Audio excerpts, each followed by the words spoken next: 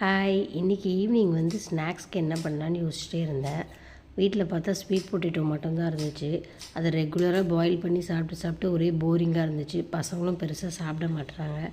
சரி, இதில் ஒரு கட்லெட் பண்ணி சாப்பிட்லான்னு தான் நான் இந்த ரெசிபி ட்ரை பண்ணேன். பயங்கர டேஸ்ட்டாக இருந்துச்சு. அதுக்கு நம்ம ரெகுலராக ஸ்வீட் பொட்டேட்டோ பாயில் பண்ணுற மாதிரி பாயில் பண்ணி தோல் உரித்து எடுத்துக்கிட்டேன். தோல் உரித்து எடுத்த ஸ்வீட் பொட்டேட்டோஸ் எல்லாம் நல்லா மேஷரை வச்சு நல்லா மேஷ் பண்ணிக்கிட்டேன். மேஷ் பண்ண ஸ்வீட் பொட்டேட்டோஸ் கூட கொஞ்சோண்டு pinch of turmeric powder add பண்ணிக்கிட்டேன். காரத்துக்கு ஏற்ற மாதிரி ரெட் சில்லி பவுடர், கொஞ்சோண்டு கரம் மசாலா, தேவைக்கு ஏற்ற மாதிரி சால்ட்டு, அதுக்கப்புறம் ஆனியன், க்ரீன் சில்லிஸ், நிறைய கொத்தமல்லி எல்லாத்தையும் ஆட் பண்ணிக்கிட்டேன். கூட கொஞ்சோண்டு ஜிஞ்சரும் ஆட் பண்ணேன். நான் வந்து இதுக்கு பைண்டிங் ஏஜெண்ட்டாக கடலை மாவு ஆட் பண்ணேன். நீங்கள் கார்ன்ஃப்ளவரும் ஆட் பண்ணிக்கலாம், கடலை மாவும் ஆட் பண்ணிக்கலாம்.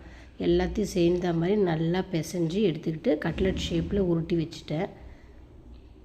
இதை தவா ஃப்ரையும் பண்ணலாம், ஆயில் விட்டு இல்லாட்டி ஆயில்லையும் ஃப்ரை பண்ணலாம்.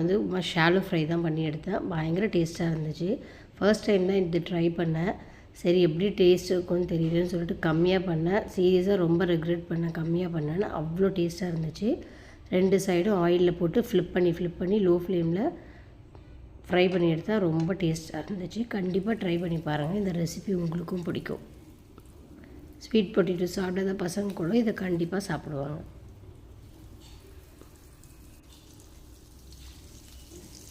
இதில் என் பொண்ணு நடுவில் கொஞ்சோண்டு ப்ரெட் க்ரம்ஸ் போட்டு ஃப்ரை பண்ணி கொடுமா அப்படின்னாங்க. அது மாதிரி ட்ரை பண்ணால் ப்ரெட் க்ரம்ஸ்லாம் தீஞ்ச மாதிரி வந்துச்சு. அப்படியே ப்ளைனாகவே எதுவுமே ப்ரெட் க்ரம்ஸோ இல்லை எதுவுமே ஆட் பண்ணாமல் ஃப்ரை பண்ணும்போதே பயங்கர டேஸ்ட்டாக இருந்துச்சு.